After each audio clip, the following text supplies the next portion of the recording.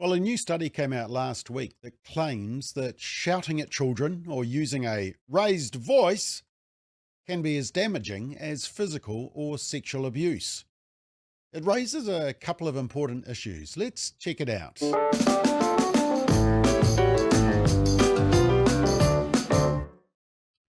So, according to media reports, new research published in the journal Child Abuse and Neglect claims that parents who shout at their children or call them stupid are leaving their offspring at greater risk of self-harm, drug use, and ending up in jail. They say that talking harshly to children should be recognised as a form of abuse because of the huge damage it does. And the authors say, quote, adult to child perpetration of verbal abuse is characterised by shouting, yelling, denigrating the child, and verbal threats, end quote. Verbal threats. I mean, what do they mean?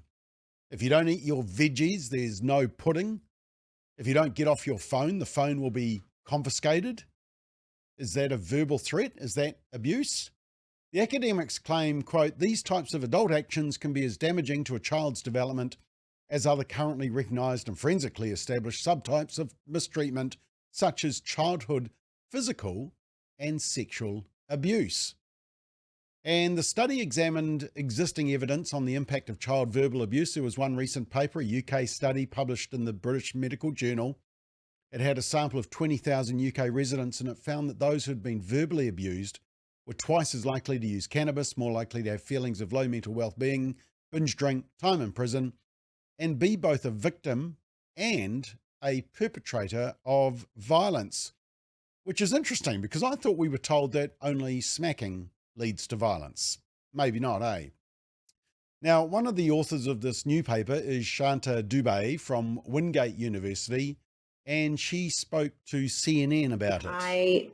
The study basically has shown that verbal abuse has been a hidden problem. And although it is part of the definition for emotional abuse, it itself is not on the radar, the term childhood verbal abuse. And so because it's not on the radar, it's not a subtype of maltreatment, we're missing it. We aren't able to prevent it.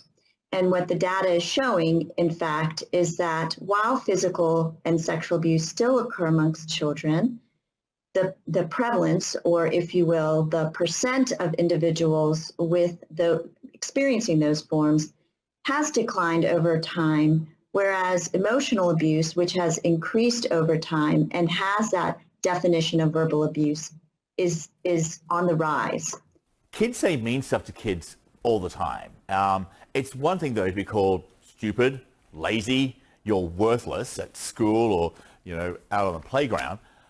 When it happens at home, a place which is meant to be safe, it can be devastating in that moment and also have long-term consequences. So explain why, kids can say mean things, but when it's a parent or a caregiver, it's so much more devastating. Well, it's adult to child. The adult caregiver is the caregiver, be it a teacher or a parent, and the child is looking up to that individual, that adult, for that safety and nurturance. So when the words and the speech behaviors are dissonant and violent or aggressive and abusive, it can really have a devastating impact on the child. Immediately, the child feels unloved, abandoned, and then long-term into adulthood, we have seen that the impacts can lead to suicidality, depression, anxiety, and even physical health effects such as obesity and high blood pressure. Yeah, it's interesting that the academics are expecting the adults to take responsibility for the child. Except when the child wants to be the other sex or wants an abortion, and then the government and the authority can be taken from the loving parent. Now, unfortunately, and contrary to the comments made by these US researchers about the rates of abuse there, serious physical abuse has not declined in New Zealand despite the anti-smacking law. It's been on the increase since about 2007, as you can see there, which ironically is the year the anti-smacking law was passed. And the rate of child sexual abuse found by police has steadily increased, a 61% increase since 2000. Now, this latest research is about verbal abuse, and that comes under the overarching category of emotional abuse in New Zealand, according to Oranga Tamariki. They define it as, quote, patterns of degradation, constant and vitriolic criticism, or repeated negative comparisons to others, end quote. Which is far more specific, isn't it? Degrading, vitriolic. But that's different to a raised voice, a shout, a verbal threat, what we used to call a good telling off. And in New Zealand, rates of emotional abuse have actually decreased over recent years, although we need to get the latest data on this. In fact, there have been changing priorities within child, youth and family, and subsequently Oranga Tamariki, which saw emotional abuse and neglect considered less serious than physical and sexual abuse. There's two issues here, though. To equate verbal abuse with sexual abuse and even physical abuse can undermine just how harmful and destructive sexual abuse is. There is no redeeming factor to sexual abuse of a child. There's no lesser or acceptable forms of sexual abuse. It is always wrong, isn't it? But here's the key point.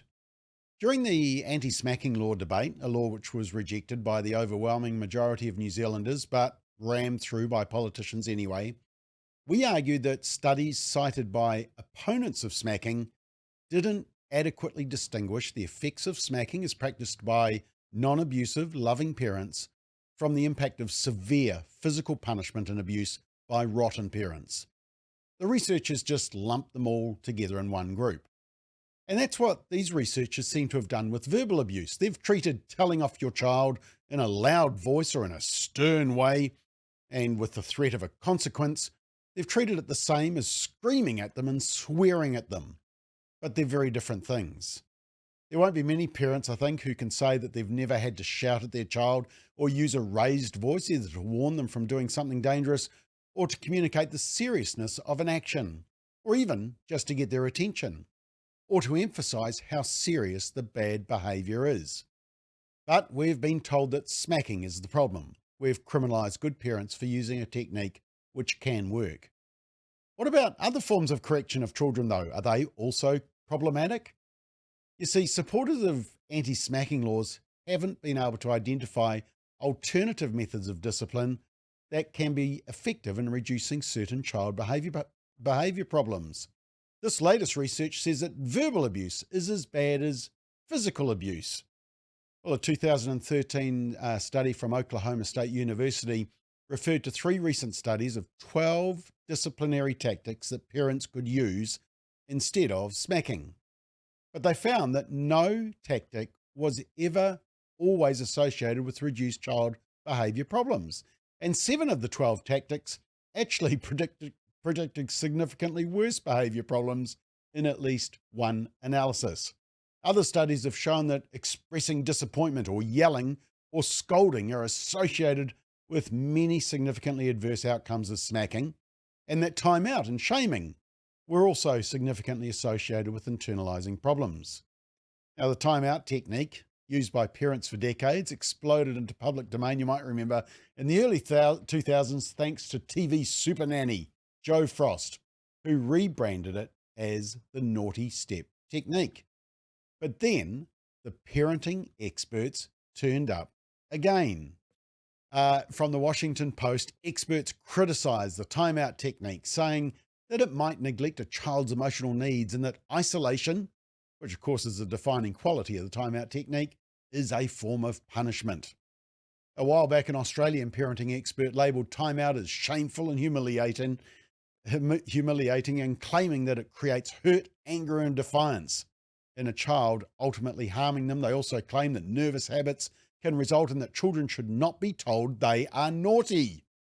Imagine that. Once again, these unsubstantiated and ideologically flawed claims in the latest fads in parenting by academics, but they simply undermine the confidence of parents to raise their children in a positive and common sense way. I mean, where will it stop? Will it soon be unacceptable to withdraw privileges or ground a child? Perhaps it will soon be even unacceptable to frown at a child who is misbehaving. Researchers suggest that despite the best of intentions, the prohibition of appropriate smacking may inadvertently undermine appropriate parental discipline, with the result that a small but increasing percentage of mainly boys may grow up with a dangerous combination of disrespect for their mothers and a lack of self-control. Yeah, well, we can actually see that in any school and in our community even now, can't we? Look, let's be honest. In many cases, parental guidance and correction will be non-physical. Timeout, withdrawal of privileges, telling off, grounding, they can often work.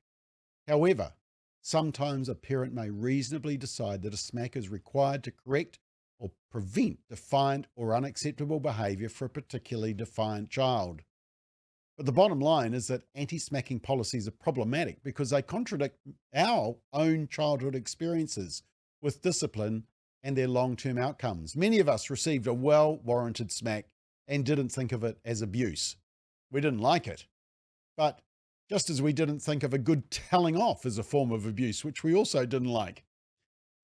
We didn't think of timeout as a form of false imprisonment or withdrawal of privileges as an illegal form of parental bribery. All parenting techniques can become abusive, but that says more about the type of parent than the technique being used. Any parenting technique can be abused. A verbal telling off can become denigration and demoralizing. Time out can become neglect. A smack on the bottom can become physical abuse. But doing nothing and allowing your child unrestrained and uncontrolled behavior is equally problematic. You may know what we call permissive parents, and they're making a rod for their own back. Their children rule the roost. It's time we stopped criminalizing good parents who are raising great kids and targeted rotten parents who, irrespective of what technique they use, will be problematic and potentially child abuse. Parents who have unresolved anger issues or are prone to violence or are using drugs or abusing alcohol. Those are the red flags we should be watching for.